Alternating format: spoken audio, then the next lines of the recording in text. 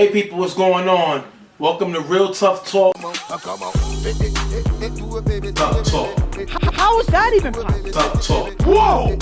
Stephen J. partner goes, Show some respect. You did not answer the question. he's a bad man. Bad man. He's a bad. He finally said it. The slipper's gone. The dress has holes in it. The cart turned to Tough Pumpkin again. So what else you gonna do? I guess this team couldn't cover a twin mattress with a king size sheet. Lights out season. Lights out for you. Let's get as quick into the game as possible because I am not staying in this wig longer than I have to. For joining us today on another episode of Real Tough Talk. I'm Stephen J. I'm here with my partner Ghost, and we're here to bring you the first round of the UFL playoffs. And I would like to use this moment for anybody who watched our playoff preview where we gave you highlights and certain things, that strategies that teams need to do, whatever.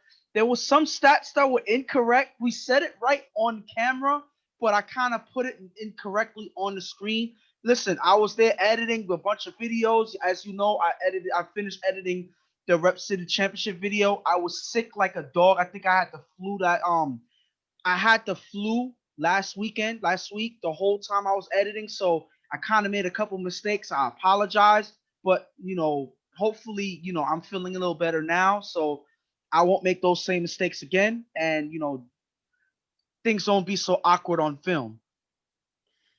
All right. That being said, we're going to jump right to it. We're going to have 99 versus Rep City. Now, both these teams, they know each other. They met last year in the playoffs where Rep City was able to beat 99 in overtime in order to get to their first UFL championship appearance. So these teams, I don't want to say bad blood, but they really kind of know each other.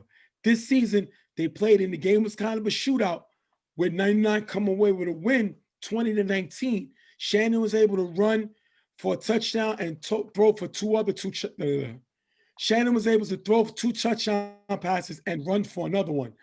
Hood had a very impressive game, throwing 3 touchdown passes, but they will come up short with 99 coming away with a win. That was in this regular season. But the playoffs is a different animal.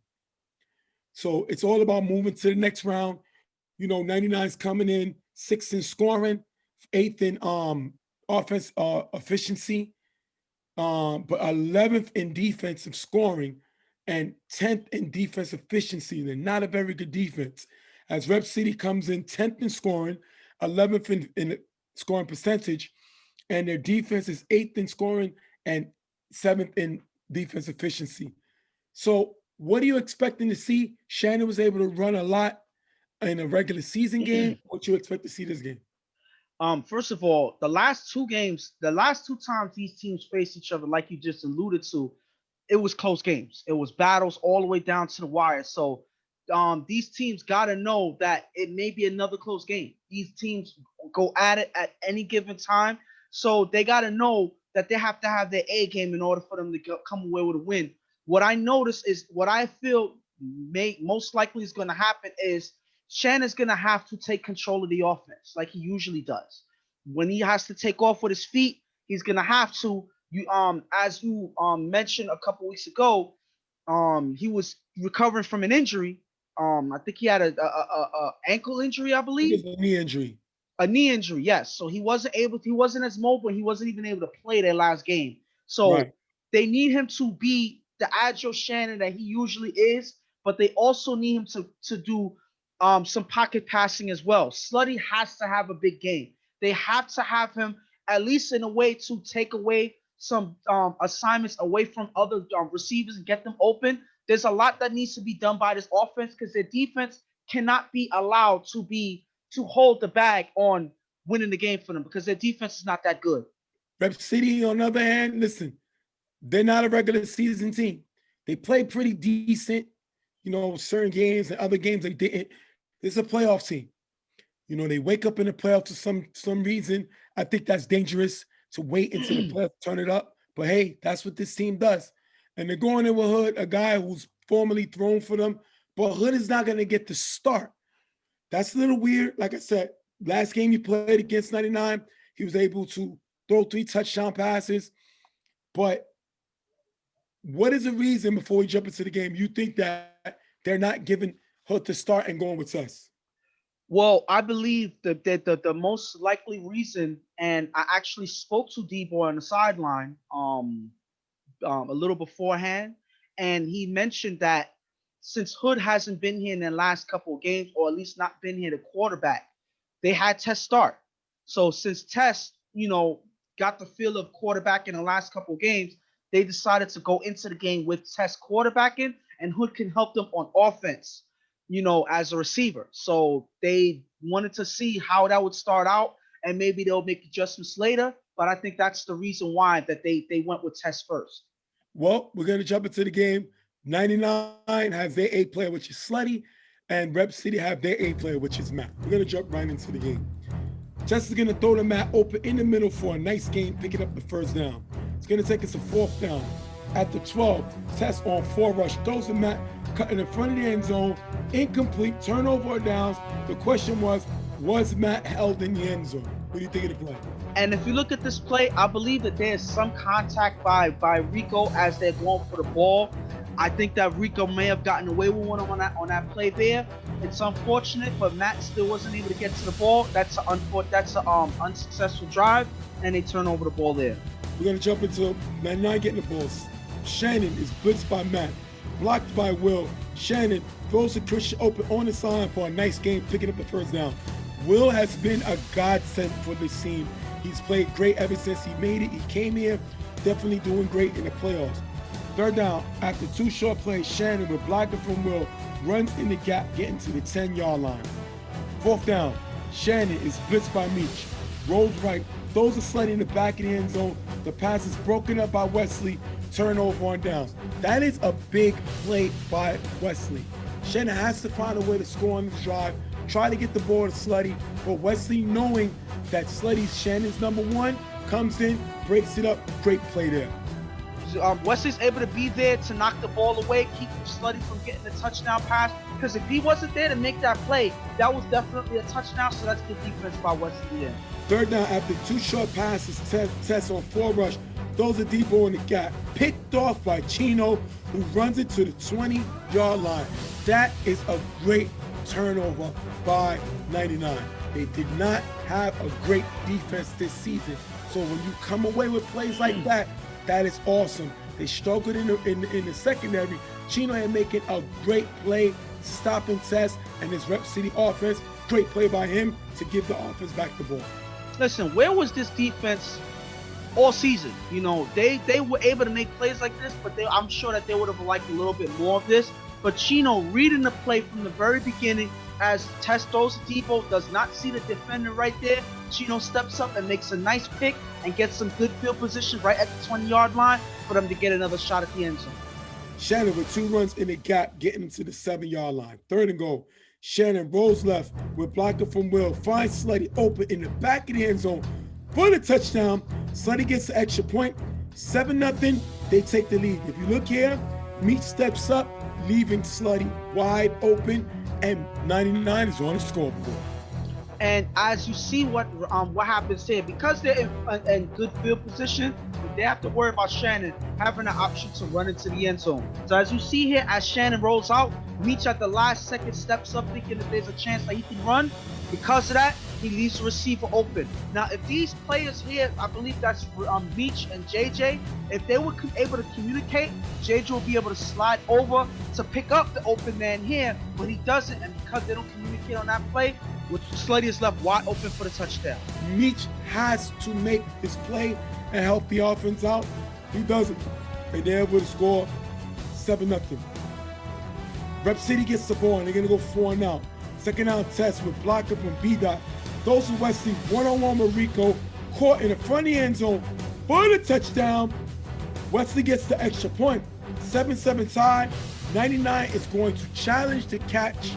What do you see? Let me know what you think. Well, first of all, there's so much that happened on this play.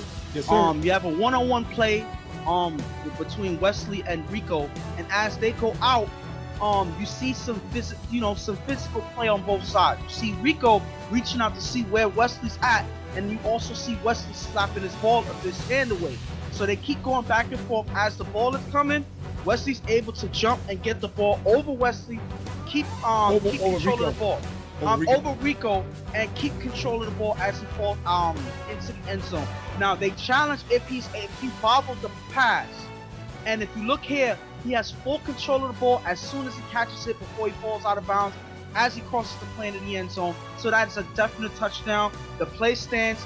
They were also arguing that there was a push off on against Rico, but if you look here, they were physical the whole way. So I don't see any ref throwing that flag because they were both doing this to each other throughout the whole way, and because of that, they were not merited a flag, and that is a touchdown there. A lot of players say let him play, and that's what the refs did. They both got physical. Rico's feeling, Wesley's knocking his hand down. Listen, that's a great catch. I think Rico should have focused on forcing Wesley out of bounds. That's what I'm doing. I'm not going to try to jump. Wesley has a real good, not only height, he has that reach. You know what I mean? So I'm not going to try to jump with him. He's not putting me on his highlight frame. I'm forcing him out of bounds. I'm going for the shot. Definitely going for the hit. But that is going to tie the game 7-7. 99 can't score before the half, and we're going to go into halftime 7-7. And right off the bat, we have a game. Both defenses are making some good defensive plays, but then you have two key plays where they're able to score in the end zone. Even though it's a 7-7 game, it's tied up, not too much scoring so far. You see these teams fired up, going right at each other, back and forth. So this game may go down to the wire, and it's up to which team is able to get by their opposing defense is going to be the winner of this game. And it's hard for me to predict which one is going to be that team. Listen, at the end of the day, this is the game that Rep City wants to play. Yes. As long as you're not outscoring them, they want to keep it close and come away with a final score. They did that in the playoffs last season. That's what they want. 99 has to find a way to take a lead and then allow Shannon to run the ball. He ran the ball all the time against him the first matchup. He threw 2 touchdowns and ran for a third. He has to go back to playing that way and not this way he's trying to play now. The main thing is he has to do like how he did in that first touchdown pass that he threw in this game, meaning attract the defense, use your feet, get some yardage, and make the defense adjust to him. If he's able to do that in the second half, they have a good chance of winning this game. We're going to jump into the second half. They're going to go 4-0. Second down, Shannon throws deep to stretch on the sideline, just knocked away by A-Rod. Third down, Shannon on 4 rush, runs in the gap for a decent gain, but they're forced to punt. You cannot come out and punt the ball. You're trying to gain momentum. They just scored on their last possession. You only had a few seconds, so you wasn't able to score, but you got to find a way to get on the scoreboard. They don't, and Rep City gets the ball back. Third down, Tess on 4 rush, throws to Wesley on the sideline, caught but out of bounds. If they're going to challenge the play, it's going to be blocked by the players. They will not be charged a timeout, but Rep City has to punt. These things happen, especially on challenge plays. Obviously, in the NFL, they have, the sky cams and everything like that. They have different views. We have the only thing that we have at this point, but it's better than nothing, I would say. Unfortunately here, as players are getting pushed back on the block here in the pocket, they get right into the shot of Wesley's catch. He says that he slid his ball on the floor, on his feet on the floor, and that he was inbounds. There's no way for us to see that with the footage we have. So unfortunately, the challenge does not merit any call that changes anything. And because of that, it was ruled incomplete, and they was forced to punt. Second down, Shannon on 4 rush, runs in the gap, cuts inside for a nice gain. But Fig is flagged for a block in the back, bringing him back at the spot of the foul. What do you think of the play? And then I'll give my comment. This play, first of all, this was a good run. But this run was only a good run because of the block that was made there. If you look here with Fig gets to, JJ's running towards the play right there, trying to get Shannon. And right as Fig tries to make the attempt to block, JJ gets in position right before he's able, Fig is able to make the block, and he catches him right on the back as he pushes him forward. Now, he pushes him forward right into Meach to prevent Meach from making the tag as well. So unfortunately, even though that's a big play, it comes back because of that block in the back. and the ref was able to see it and make the call on it right there. I think it was a good call. I think it was a tough call, but you can see at the end of the day, the defender got beat to the spot. Yeah. And anytime you get beat to a spot, well, the offensive player, you mean? Yeah, 9 out of 10, you're going to block in the back. So it was a block in the back, taking away a huge play for Shannon. Third down, Shannon on 4 rush, runs in the gap and gets to the 45-yard line. That's going to take us to 4th down. 4th down, Shannon on 4 rush, throws a Slutty in the gap. That's going to be dropped, turnover on downs, and this is on Slutty. They drafted you for this reason. They wanted you for this reason, and you did not come through. You already caught a touchdown early in the game. You know you got another one that came to where the ball was knocked out. Shannon needed a number 1. He went out and got you as the number 1. You got to have his back, and he does it, and this is huge trouble. You have Matt at the end of the play who plays for Rep City saying that, look, that's why they should have drafted me. That's why they should have drafted me. Knowing that Matt was way to the bottom on the draft. He was 9th on the draft, and you know, Matt being a person who played with Shannon on underrated, you would think that he's a shoo-in for the pick, but unfortunately Slutty was picked over him, and now he's gloating with the fact that Slutty drops a huge pass for 99. First down, test with blocking by B-Dot, throws deep to Hood, left wide open in the end zone for the touchdown. 13-7, Rep City takes the lead. If you look here, Jay's with him. Then Jay slides over the guard D-board and leaves Hood wide open. No communication, no one talking. They go downfield and find Hood in the end zone for the touchdown. 13-7, the champs take the lead. And the crazy thing is, in this point in the playoffs last year, you saw Akon throw a pass like this to Tess, open in the end zone for them to take the lead. And right here, same thing happens as Tess throws a pass to Hood downfield to take the lead. And the thing about it, the defense was there. Jay was there. And the funny thing is, Jay knew that he's there because if you look, Jay feels for him as he passes by him, as Hood passes by him. But then he steps up, forgetting that there's nobody to get Hood.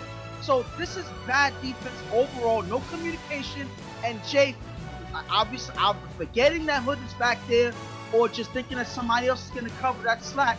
Nobody picks him up, and Hood is left wide open for a touchdown. That is a big blunder by this defense. Shannon's going to return the ball. He's going to get them near the 40-yard line. Great return by Shannon. 4 out. Shannon doesn't believe he was tagged on the return. What do you think? Was he tagged? Listen, this was a close play. It's hard for me to see on. I'm going to show you right here on this play here. As all the players bunch up on this play here, it's hard to see if Shannon was tagged to confirm if he was right or not. But that's unfortunate because these things happen to guys like Shannon all the time. Go ask Joel and don't sleep if this happens to him all the time. Sometimes these close plays, sometimes they it's called a tag when it's not. Tags are one of the hardest things to call in TFL. So you got to understand that these things are going to happen. It wasn't a clear, oh my God, he completely missed them or anything like that. But it was close to say that it could have went either way. Shannon throws a fig and that ball is dropped. Third down. Shannon with blocking from Will and Book, runs in the gap, cuts inside. Fig with a nice block. Shannon runs to the 20. This one, Fig made a great block. That's what Cook was trying to do the first time, but this time he comes away with a great block. 4th down, Shannon is blitzed by Meach. Rolls right, tosses it up in the end zone, knocked away, turnover on downs, less than a minute left, and they get stopped again. And on this play, the key is that drop pass by Fig. My thing is not to say that it was his fault that they weren't able to get close to the drive, but you need every single down on a play on the drive like this. You cannot afford to drop passes. Unfortunately, that's exactly what happened. You need every down to count, and that's why, because it didn't, they had to force up a pass from the 20-yard line that was incomplete. Test with 3 runs to kill the clock, but because of the miscommunication by them, they end up calling a timeout rather than letting more time run out, and they're gonna punt, giving Shannon some time left. Shannon's gonna get the ball with a little time left. Shannon on 4 rush, runs out of bounds. If you look right here, Slutty was open on the sideline. Shannon missed him. Last play of the game, Shannon's gonna throw it up, knocked away. Rep City moves on, beating 99, 13-7. They move on to the Elite 8. First of all, at that last drive of the game, I was on the field saying Rep City deserves to lose because of the miscommunication. They gave time on the clock and gave this 99 team when the game was pretty much over. They had the opportunity to put the game away, but because of their miscommunication, they end up blundering that drive there. There was an opportunity for them to run the clock down on that last play, 30 seconds, and then dance around the end zone, get a safety. Then the game is over. What can they do? So they miscommunicate there. They start arguing with each other. They're starting to fall apart when they're in the lead. And that's my problem with Rep City. You're winning and you're arguing with each other like you're losing, and that's the thing that can kill them later on. So I just wanted to make that point there. But 99, my issue with them is they had so many opportunities and they missed them. That defensive play that they gave up, that's what killed them that game. I believe that was bigger, in my opinion, than that drop by Slutty, because this was a close game, and you would have had you pretty much it was tie game until you gave up that one defensive play. Their defense played really good this game up until that one play that they gave up. So they got to look at themselves and look at that as the reason why they lost. It wasn't because of refs calls or anything like that. It's because they played great defense all game, and then they give up one play and they lose. So all it takes is one play for you to blunder for them to mess up, and that's exactly what happened in my opinion. First of all, shout to Rep City. They started this playoff run the way they ended last year's. Yeah. With a win. This team's dangerous. Mm-hmm. Very dangerous. Because this is the type of game that they want. They went with Tess. Tess is a little more athletic than Hood. Little slightly stronger arm than Hood. I think Hood is a little more accurate. Hood is a little more elusive. But and Hood has more experience. But this is what this team does. They do whatever they feel is necessary to win. They said Hood didn't make enough games, so they moved them to receiver. And we have a lot of other guys that would have been frustrated. I don't know the situation, but I heard Izzy quit because of something similar to this. Hood played, and Hood scored the biggest touchdown of the game. Yeah. Because he played his role as a receiver. He played the role of whatever the team needed him to be. He was not a distraction. This man threw 3 touchdowns last game. Last time they met in the regular season. That's a team. That's the defending champs. That's what they're supposed to do. Shout to them to move to the next round. 99 scored 20 points in their last meeting. And they scored 7 this one. This team had the ball 7 times and scored once.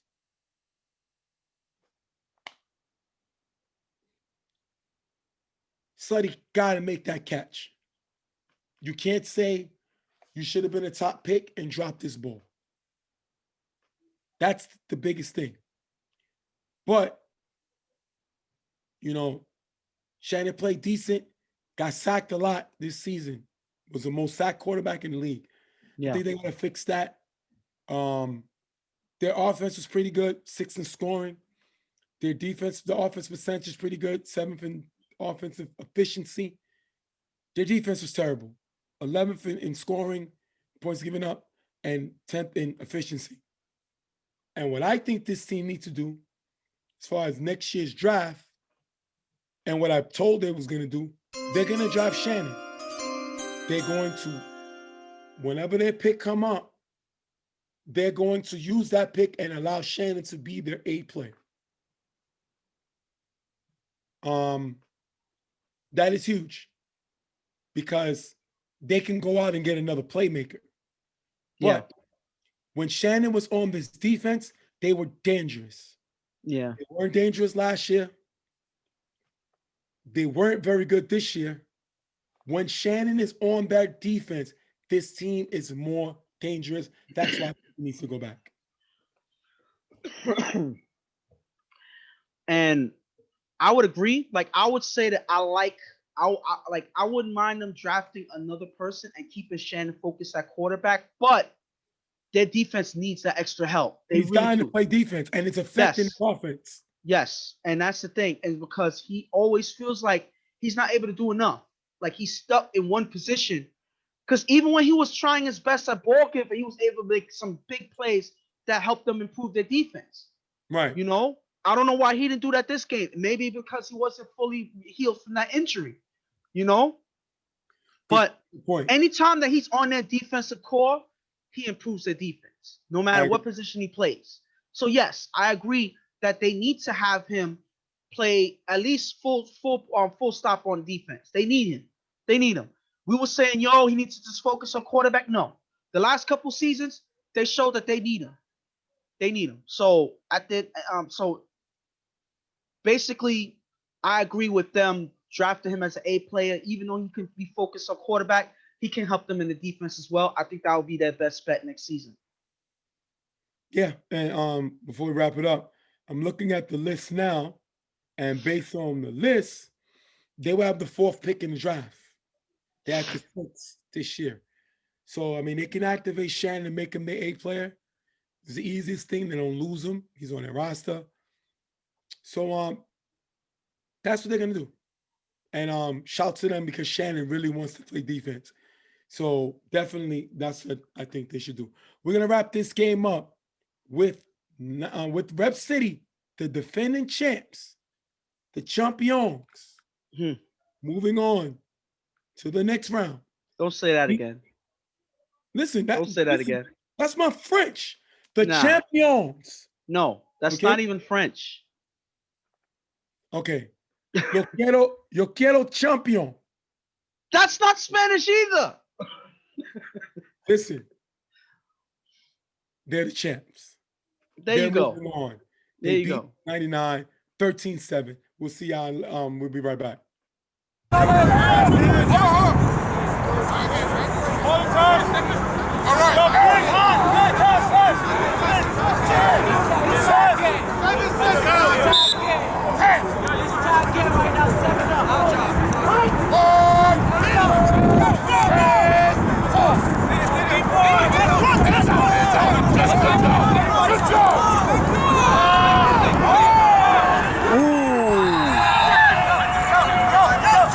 Touchdown.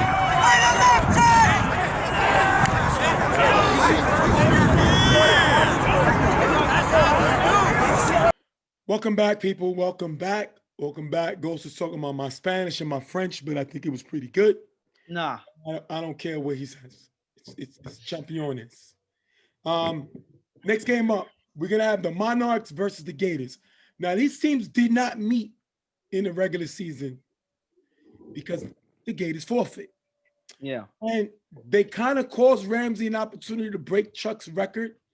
So I think that, and I felt that he would try to run up the score because he's frustrated. You don't think it's that big of a deal? I think it is. The problem with the Gators is they won't have their A player Rico. He's hurt, I believe, a hamstring injury. And they won't have their starting quarterback, Nelson, who they benched Reggie for to let him throw, but Reggie's here to throw. Monarchs got their full team.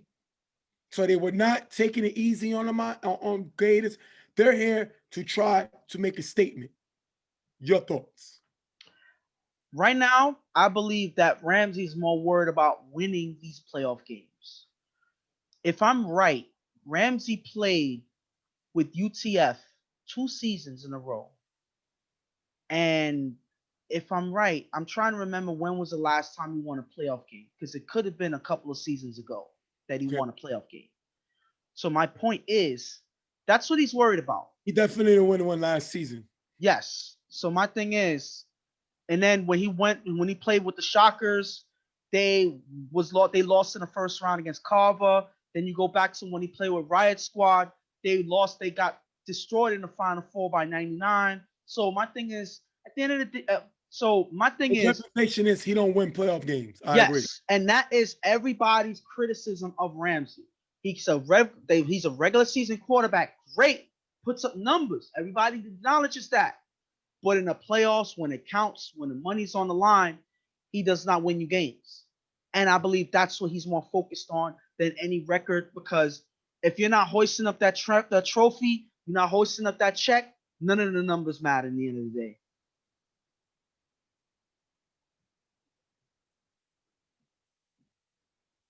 Gators got Reggie starting. It's just amazing how everything's going. This team wanted to be in, they begged to be in, and I really respect the fact that they wanted to give it a run, but they didn't recruit well. They didn't go out and get the talent. You attempted to give the keys to Nelson because here Enrico and them was giving a little pushback, and now Nelson hasn't been showing up. Shout out to Reggie for at least trying, even though this team wasn't loyal to him. So definitely shout out to him. And we're gonna just jump in the game. You don't expect a lot to happen because this team is short, but they're here to play, and we're gonna jump into the game. Reggie gets the ball first for this Gators offense. Reggie throws the Los in the gap for a nice game, picking up the first down. Then Reggie with 2 short passes for a decent game, but still forced to punt, and they give the ball up. Listen, they don't have the firepower today. There's nothing really they can do. They're going to do their best, but they can't score. They end up giving up the ball. Monarchs get the ball. Ramsey with the pass to Malachi in the gap for a nice game. During the free play, Ramsey throws deep to Henry open on the sideline for a big gain and a first down, offsides with the defense. Ramsey and Henry have one of the best 1-2 punch in the league this season. If Henry would not have dropped at least 4 touchdown passes, this team would have been, their connection would have been next level. Bottom line, he finds Henry here for a big play. Ramsey throws to Benny on the sideline, getting to the 7-yard line. Second to go, Ramsey's blitzed by Drew, who gets blocked by Cavs. Ramsey rolls right, finds time in front of the end zone for the touchdown. Bell gets the extra point, 7-0. Monarchs start off with a touchdown. And the one thing I got to give Ramsey credit for is when he's a quarterback on a team, he knows exactly how to spread the ball out to all of these guys. He doesn't focus on one person. You would think that he would throw to Henry and nobody else, but no. He throws to Malachi, he throws to Benny, he throws to Ty, he throws to Bell. All of these guys' names are being called as he drives down the field. So that's one thing about Ramsey. If you're open, he's giving you the ball, and that's exactly how they score here. Gators get the ball back, third down at the 49-yard line. Reggie throws a pass, but it's blocked by Damo, incomplete. Fourth down, Reggie's blitzed by Mike. Throws to Brandon in the gap. Brandon falls, incomplete, turnover on downs. Listen, we thought Brandon was going to be a rookie of the year. We expected Brandon to have a big season. He got hurt, and he never had that fire that he had at the beginning of the season. So unfortunately, it didn't go the way we thought. They turned over the ball. Ramsey gets the ball back. Ramsey's going to throw to Freddie in the gap. It's going to be bobbled, dropped, picked off by Los. Gators get the ball back. This is not on Ramsey, but Ramsey always seems to have at least one interception, and he gets one here again, right on key. And it's unfortunate because these things have been happening to Ramsey in the regular season as well. You're always going to have an interception when you have Rams on the field, even if it's not his fault. That's unfortunate, but the Gators get the ball back. Gators get the ball. First down, Reggie on 4 rush is sacked by Damo.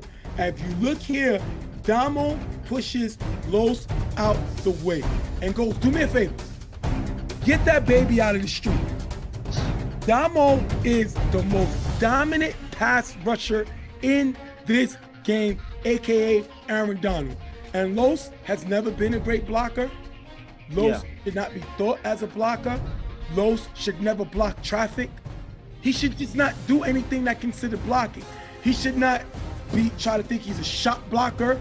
He should not be, you remember the game show, the tic-tac-toe, the celebrity tic-tac-toe, and they say Flavor Flav from the block. He shouldn't even be on that show to block our opponent from tic-tac-toe.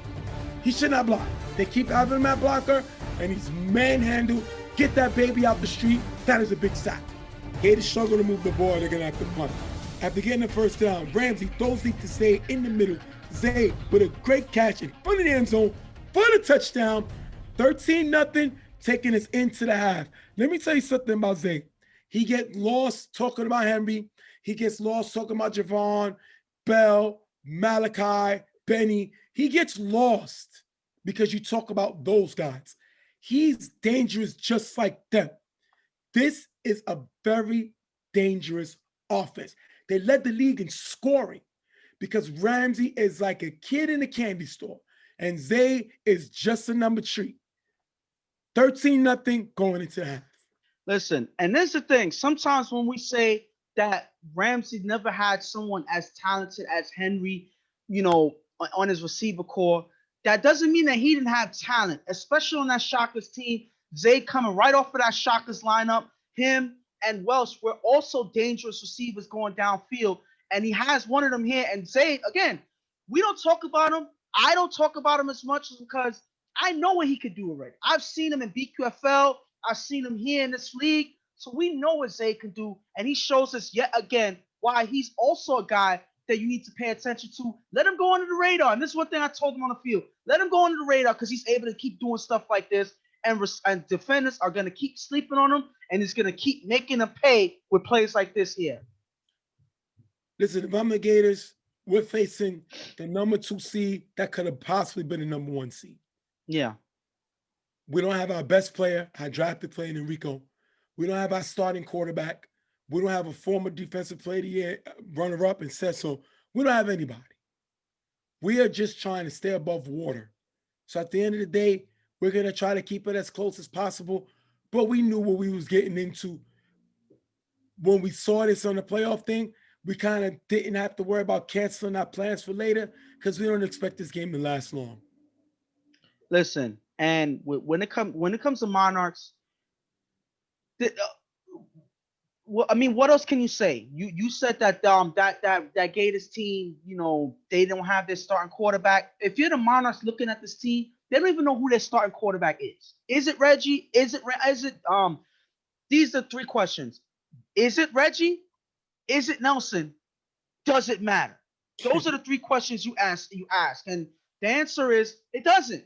It doesn't matter because at the end of the day, your defense is well enough to be one of the tops up there. They lead in interceptions.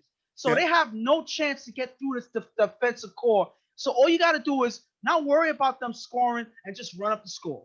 Do whatever you want. Have Ramsey, go nuts. That's exactly what it is. Especially when you have a pass rusher like Damu not giving Reggie time in a pocket. So it's all she wrote. As long as we keep our feet on the pedal, we're going to win this game. That's the main thing that I'm sure the Monarchs is looking at right here as they go into the half, at the second half, 13-0. Monarchs get the ball in the second half. Ramsey throws to Henry in the gap, who just gets sacked at the 45-yard line. Gators challenge to see if he got a first down. The play stands, lost it down. Tell me about the challenge. I believe that Ant and the Gators team was trying to challenge if he crossed the line for the first down before getting tagged. Unfortunately for them, they don't get that call because Henry does get tagged before he crosses the line here, if you see. And that is why they lose a challenge, they lose a timeout, and the Monarchs still have opportunity to get the first. So let me get this straight. Yeah. The Gators challenged that Henry got the first down. So they was trying to say he did not get the first down, correct? No, they were trying to say that he did get the first down. Okay. Why does it matter? Because they want to make sure, they want to try to keep them from getting extra downs to get a big play downfield. This is the best offense in the league.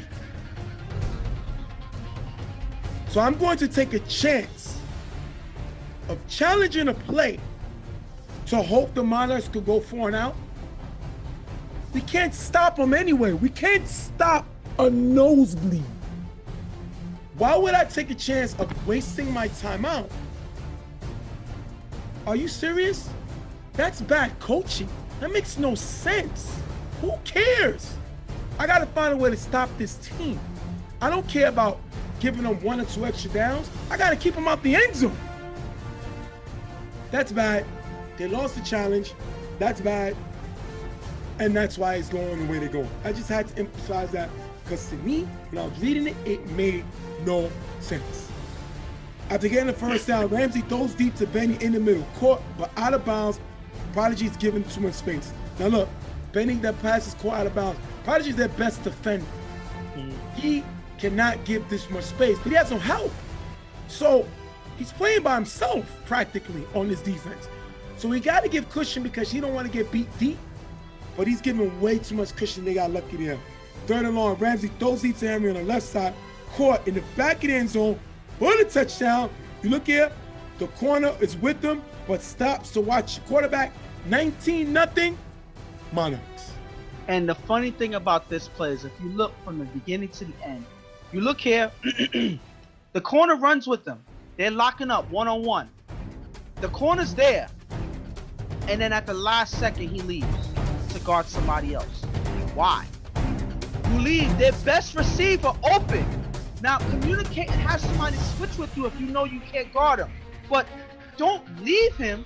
Don't just walk away and leave the sideline. That's exactly what happens. And you leave the most dangerous weapon probably in the league wide open for the touchdown. Like, you can't make this up.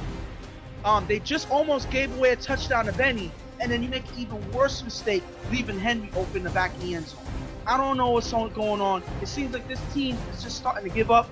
They're not really communicating. They already figured that the game is over, so now they're making routine mistakes that they didn't need to make. At the end of the first down, Reggie throws the ant in the middle for a decent gain. 4th and goal. After 2 short passes, Reggie throws in the middle onside. It's picked off by Benny, who runs all the way to the end zone for the touchdown. Ending the game, Monarchs come away with the win, 25-0. And you know what's the sad thing about this drive? It was probably the most predictable outcome that you could ever see. Because if you look, this was probably the best drive that they had all game. They drive into the red zone. They're in the red zone. And then Reggie makes the most predictable pass you could ever make. Benny's waiting for it before he even throws it. And then, as they run down the sideline, all you hear is, called it, which means they predicted it before they even played. The play even happened. So that just shows that the Gators, one thing I can say is they didn't have no fire in this game. I understand that they were short. I understand that the chances were not high for them to win this game. But I would have liked them to take a little bit more shots downfield, some chances. Reggie's known for taking chances downfield. He looked out of character this season after that first win that they had in week 1. He looked out of character. He didn't take any shots. He was playing safe. He played safe this game a lot of the way. And because of that, you didn't get anything out of it. I would have loved them to at least test this team. Obviously, they have one of the best defenses, but we have nothing to lose. We may be in for a surprise if we test them. We don't know. But they didn't even try. And that's something that frustrates me with this team because you see them walk on the field and you already knew the outcome of the game. And that's exactly what the outcome was with a 25-0 win for the Monarchs.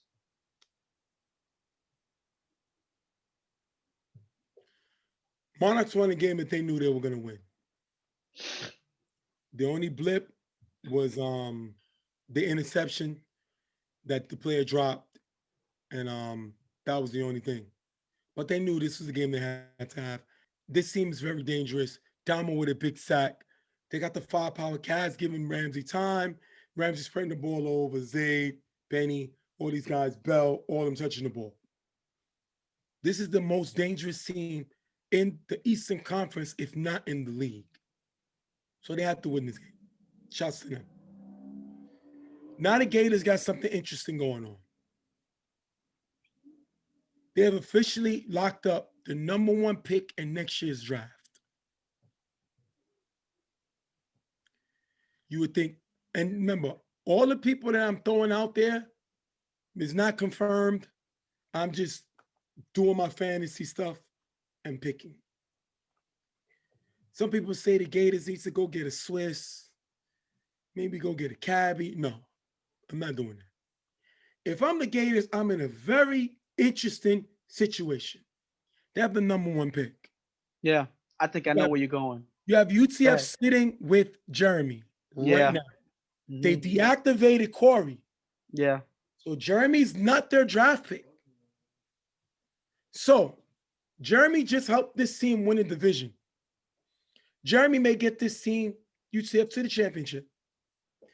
if he does that, they're not going to go with Corey because why? Jeremy already proved, especially with his guys, Randy, Mamba, you go get him some pieces. So if I'm the Gators with the #1 pick in the draft, I'm drafting Corey. Why? I already have Rico.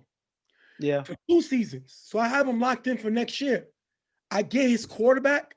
You know what's going to come with Corey? Bones. Yeah. You know what else is coming with Corey? Brandon. Yep. You just solidified the offense right there. And now that this team has a starting quarterback, there are going to be other players that's going to come. And decides to share the team with Rico and say, this is your team too. Let's put it together. Because I don't see a scenario why would UTF shut down Jeremy and not just go with Corey. And on top of that, you make Jeremy your full A player like you did this season, and then you just draft another player. That's what I would do. And then on top of that, Katie should draft. Yeah, Corey. yeah. And then on top of that, there's a good chance that if they do draft Corey and everything works out the way that you say, they may even get G as a blocker. Yep. Because as you saw, this whole G situation with Jeremy didn't work out as much as they needed it to on UTF. Now they have a blocker on Frankie. G can slide over and protect Corey because I doubt he's going to let Corey play without protecting him. Yes. So I see G possibly be going to play with Corey if Corey is able to be drafted. So again, the possibilities are endless there. You know, if they're able to get that draft pick, you know, if everything works out in their favor. So listen, the sky's the limit with that. That can be an incredible thing to happen. Because the backup plan is if UTF decides to keep Corey, UTF Gators still have the #1 pick. They bring Jeremy in as a quarterback, and then you draft Cabby with the #1 pick. Because now you have Jeremy as quarterback, Cabby as your #1 pick, because Jeremy plays with Cabby with the Jungle Boys. And then you have Rico. Yeah. That's what I would do. Brandon's not going to go there. Brandon's going to follow Corey to UTF if that happens, I believe. But that's what I'm doing if I'm them. So they're in a good position right now. They have to sit down and see what UTF decides to do. But if I'm them, that's what I'm doing. We're going to wrap this one up with them, with Monarchs coming away with the win. 25-0 over the Gators. We'll be right back.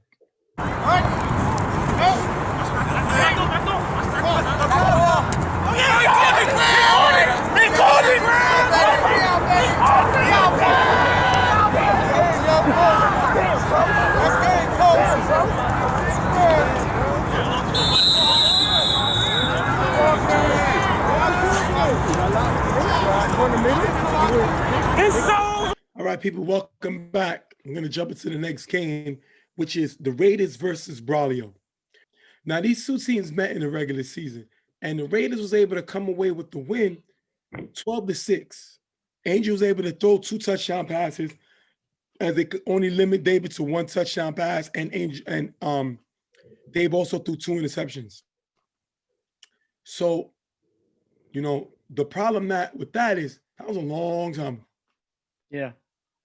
Raiders have not scored an offensive touchdown in the last 4 games. So I have as much touchdowns in the last 4 games as they do. So that's pretty bad because I haven't played all season. I've been shut down all season. And they have as much touchdown passes in the last 4 games as me. This offense of the Raiders is pretty bad. This team is 13th in scoring. And in scoring percentage, they're 14th. So as far as offense efficiency, this team is the worst in the league. Now, their defense has been holding them down. Their defense is 2nd overall and 1st in percentage. They hold teams to the lowest scoring percentage in the league, and they're only 2nd in points given up. This is a great championship defense, but their offense, it's so horrendously bad that it's a shame.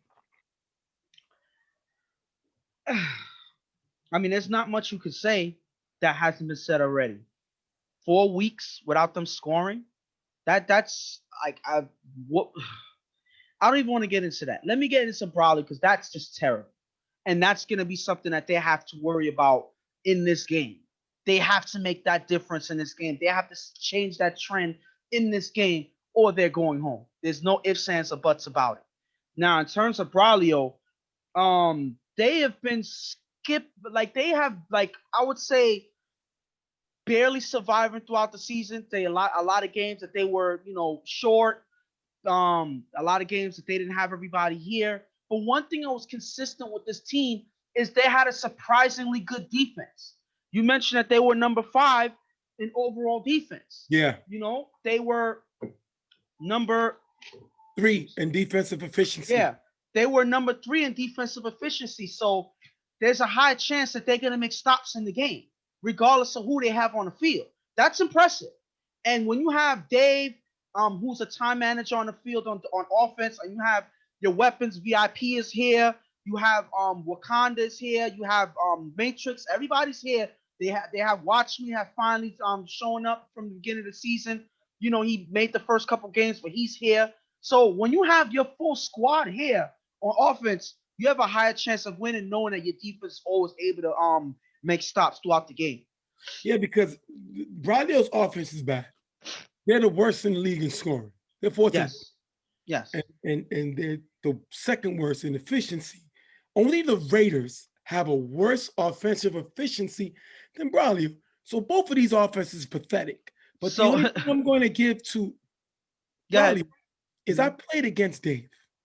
Dave likes to kill a clock, and he likes to dump the ball off the happy to kill the clock. Dave is not trying to outscore you, which makes this team more dangerous. He'd rather keep the game slow, get one score, and win the game that way. So this is what makes them dangerous. Both teams will have their A players, as Raiders have Santana. Yeah. And Braulio has Matrix. So we're going to jump right into the game. At the beginning of first down, Dave with 2 passes in the gap for a nice game. Third down, Dave throws to Asa in the gap, drop. Braulio has to punt. We've seen Asa drop a lot of passes. Asa has been playing well on the defensive side of the ball. But offensively, he's lacking, and he's kind of helping this offense be bad. And he comes in with a drop. They have to punt. Raiders get the ball, and Angel will not start. JJ will get the start. Now, as far as I know, JJ has not started all year. But they decide to start JJ in the playoffs. Now, we've seen that before. Yeah. Do you remember, Ghost? For trivia, who was the last team that waited into the playoffs to start a quarterback? I believe that was Carver with Tommy. Tommy, yes. Tommy's first game in the UFL was Final Four. Yes. And how did that turn out? He didn't throw well.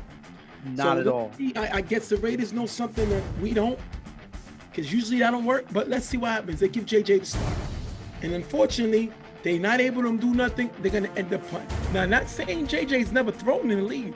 That's Tommy's excuse. Tommy has never thrown a pass in the league before that game. So at least he has that excuse. JJ has none. He's thrown there before. But he must got the Angel syndrome, because he's not able to move the ball, and they have to punt on their first possession. Listen, he was hyped to come in as the starter of the team, thinking that he was gonna help try to make a difference. It doesn't start off that way. They're not able to move the ball in this one. They have to punt. Hopefully they improve in the future, because they're gonna need it later. First down, Dave on for a rush, throws deep to Watch Me in the gap, who runs all the way in the end zone for the touchdown. Fred gets the extra point. 7-0 Braulio. If you look here, there's only one safety playing the back, and they end up throwing a touchdown. Watch Me come through with a great catch, great pitching catch by these two to get on the scoreboard, which makes them more dangerous now. And if you look here, the two potential safeties, because I don't know who's playing safety on this play. I see Brian all the way up towards the line, guarding receiver here, and then I see Leak in the middle of the field stepping up to guard a receiver here. So nobody's in the backfield. There's only one backfield one backfield safety, and I believe that's Santana. So he's already guarding one side of the field. So all Watch Me does is run right into the gap where nobody's at. He's left wide open. Of course, Davis gonna throw him the ball. There's no excuse for the defense not to have another safety back there. And because of that, the veteran in Dave is gonna attack that area, and they get a big touchdown right there. So they score. So JJ has to score back. He just punted. He has to score back. And what did he do on first down? He throws the Elvis in the gap. It's off target, and it's picked off by VIP. So I guess he decided to make a comeback by throwing an interception. So at least he didn't punt. He just decided to throw it to the other team. That's not how you play football. They give the ball back to Braulio. My issue is people think I'm joking and I'm making fun. No, I'm frustrated because why would you wait for a playoff game to start JJ? That's showing arrogance. That's showing disrespect for you to wait and think he's just so good that he's going to be able to jump in the playoffs and be lights out. And we see him get stopped his first 2 drives. And I'm gonna be honest. I'm not saying that I'm not one to say that this whole offense was bad because of Angel. That's not fair to say that it was just Angel's fault. If you look, Angel's frustrated all season. This offense did not work well together. So it's not just the quarterback. So switching the quarterback, I don't think it's going to make much of a difference. They just end up throwing an interception here. After getting the first down, Dave is blitzed by Joel. Dave with the pads. Dave throws a pass, but it's blocked by Joel. Incomplete. Braulio can't do nothing, and they're going to have to punt. Raiders get the ball back. After 2 short passes, JJ with blocker from Rob, throws elbow in the gap for a decent game. 4th down at the 45-yard line. JJ throws the wheel open on the sideline for a nice game, picking up the first down. This is what JJ needs to do. Gain momentum, keep the chains moving, help his team gather a little more confidence.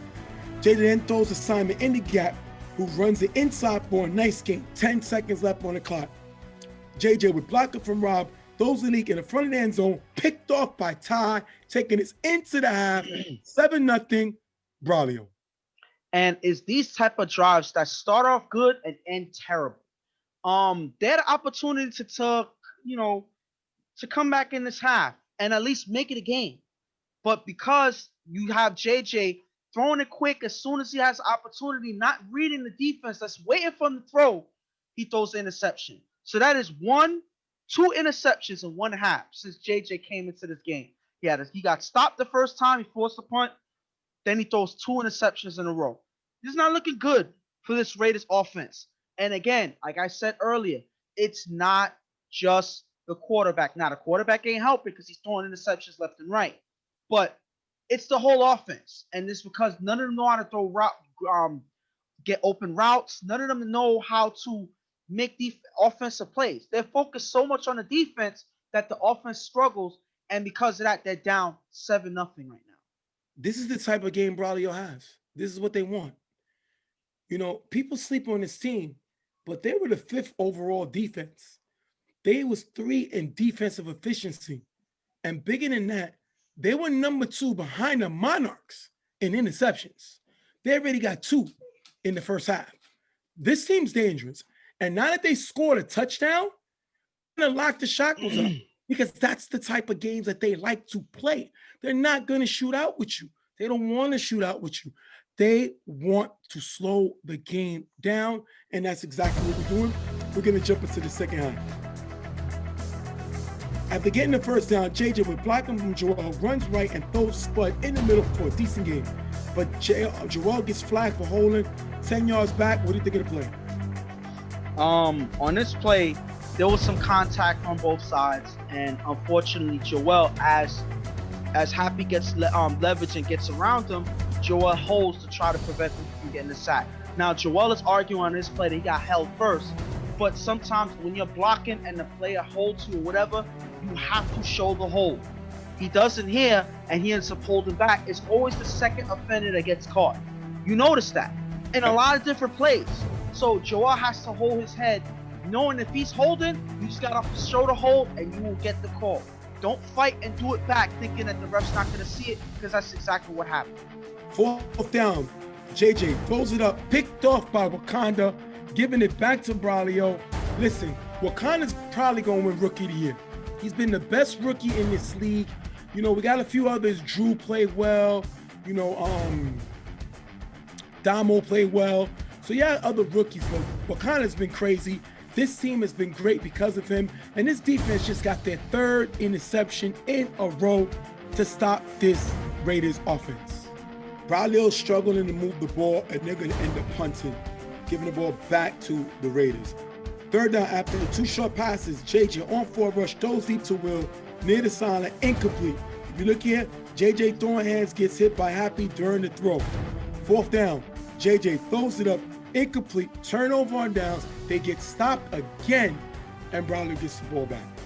But my thing is, as you see JJ trying to make a big downfield pass on 3rd down, what happened the first 2 downs? They barely got any yardage on those plays. You have to find a way to drive down this field. That's the only way you're going to get by this defense. When you're throwing passes downfield, they lock up, especially when you have the pass rush by Happy. Happy was just able to hit his arm. You know, they was asking if that should have been a flag, but that's a clean play right there. He's going for the ball. So even if you make contact, that is a clean play, and you do not allow him to get that close if your receivers are not getting by and getting in the gaps to make plays. So JJ's gonna struggle as long as these guys do not find ways to separate themselves from the defense. Braulio gets the ball back. Dave on 4 rush is sacked by Spud. You look here, Watch Me and Happy both blocked Joel, and Spud came in and got the sack. Spud has been one of the best speed rushers up the ball given this season. Damo does it with power, but Spud does it with speed. He's been good on our side of the ball. 3rd down, David gets sacked again by Spud. Spud spins by Watch Me. If you look here with this move, great play by him, and he's going to force them to punt. Listen, Braulio wants to play this game. The Raiders defense is doing everything that they can to try to win this game. Yes. But unfortunately, their offense is not helping them out. 1st down, JJ with blocking from Santana. Throws deep to Leak in the middle. The pass is short, picked off by Matrix. They get the ball back. First of all, why is Santana blocking? That's not what he does. But they take a shot down for the Leak, and it's picked off by their A player, Matrix. Listen, this is what Matrix does. He's a baller. He makes impact on different times of the game, different sides of the ball, and he does it again here. This guy is making the all-star team. That is a great play by him to get an interception. This is this defense's 4th interception of the game. 4 interceptions. I don't know if Angel's thrown 4 interceptions in a game. At this time, you just gotta know that the offense is gonna get it done. The defense has to find a way to do it, because the offense in the last couple tries, all they've been doing was throwing interceptions. So it's almost all she wrote with the way the offense has been playing right now. They're gonna need a miracle to get the offense going in the next drive. Well, somebody must have heard you, because 3rd down after 2 incomplete passes, Dave throws to Wakanda in the gap.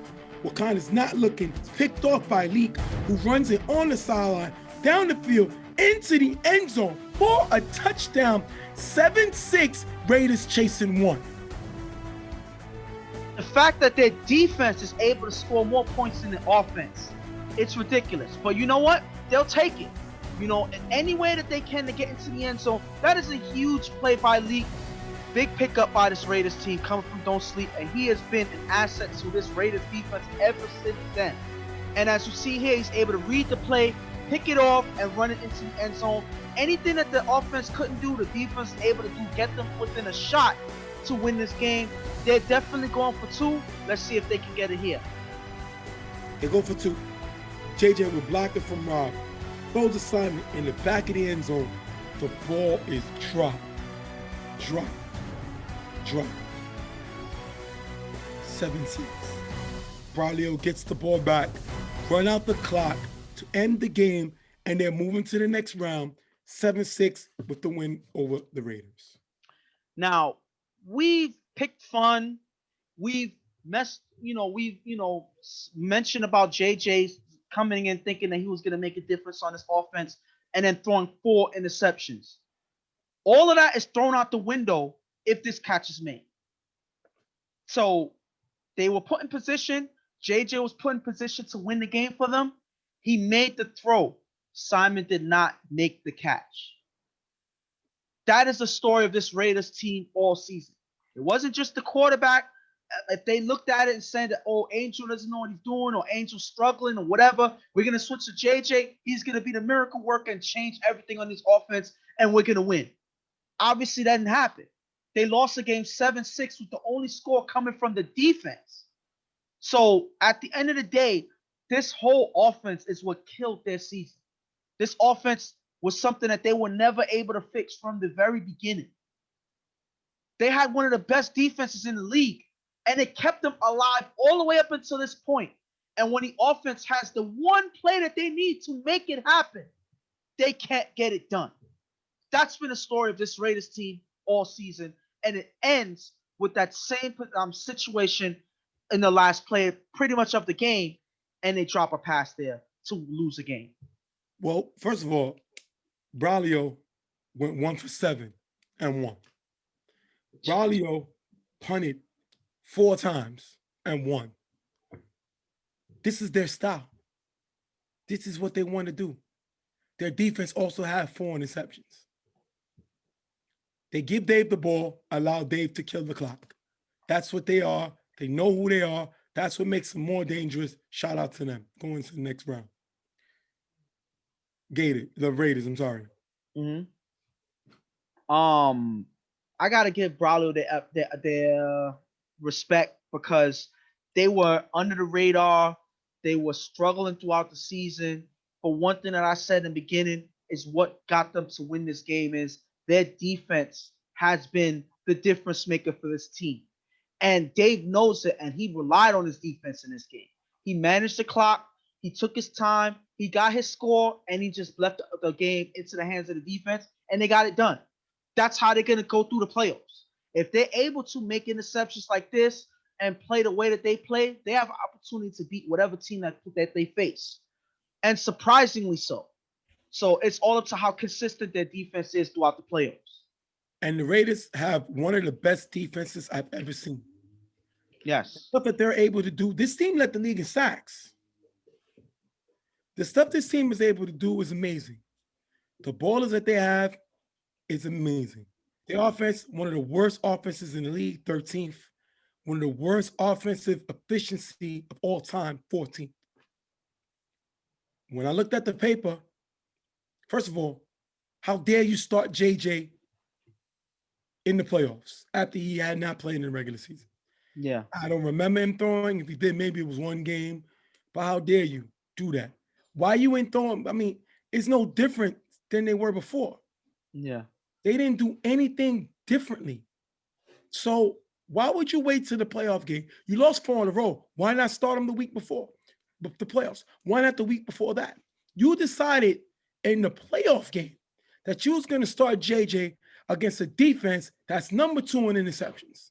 How did that turn out with JJ throwing 4? That's bad leadership. That's bad coaching. And if I'm the Raiders, when I look at the list, they will have the 3rd pick in the draft. They have 2 things that they could do. One, see if, which most likely is going to happen because of the stuff I told you earlier with Corey, the Gators will release Reggie. If I'm the Raiders, I can sign Reggie as my starting quarterback. Yeah. And just at the number 3 pick, make Angel my A player. Yeah. Angel play both sides of the ball, help on the offense, help on the defense. You can do that. Or with the 3rd pick in the draft, I will pick the bad man, Adi. I would draft Adi 3rd and bring a guy who won Offensive Player of the Year. Oh, no, I'm sorry. Who won Quarterback of the Year, who's a 2-time champion, be the starting quarterback of my team. Honestly, listen. That's what I would do. I'm a huge fan of Adi. But then you got to cut Angel. Angel goes but that's my thing. But that's why I'm like, listen, I'm a huge Adi fan, just like the next guy. but I think that they have more to gain if they keep Angel as their A player and get Reggie as a quarterback. If you can get a quarterback like Reggie that will be more characteristic of himself and take shots downfield, because that's the Reggie that I remember that I didn't see this season. If you could get that Reggie back, wake him up somewhere because he sleeps somewhere, and have Angel as a two-way weapon, because you know what he does on offense, and you know that he is a capable defender that'll make that Raiders defense that much better, because they're already, like you said, one of the best defenses you've ever seen, and Angel's gonna just make them better on defense. But then to have a weapon like Angel that can go downfield and stretch the field is gonna make them that much better. And since Angel's already familiar with this team and with a lot of his guys, he can rally them around him or whatever, because they weren't able to use him as much because he was just their quarterback. So they're going to get more out of him. He can make strategies for the offense a little bit more. They can improve them that much more. Because I think that their offensive strategy was non-existent. So Angel with his experience brings that there. Reggie with his experience brings that there. And then JJ can also be a capable receiver. You already know what he can do. So True. they will become that much better on offense. They need it. So I believe that the first choice is my choice. You believe that they can go with the second, with Adi, that he can restructure their offense and he can bring some pieces with him. Like I said, we may agree to disagree, but I think that whichever option is better than what they have right now. Yeah, if I'm them, I'm drafting that bad man. I'm drafting the bad man, Adi, if I'm them. And you're saying if you're them, you're signing Reggie and making Angel your A player. That'll be your pick. Yes. All right, we're going to wrap this one up with Braulio beating the Raiders 7-6. We'll be right back. All right, nigga. All right.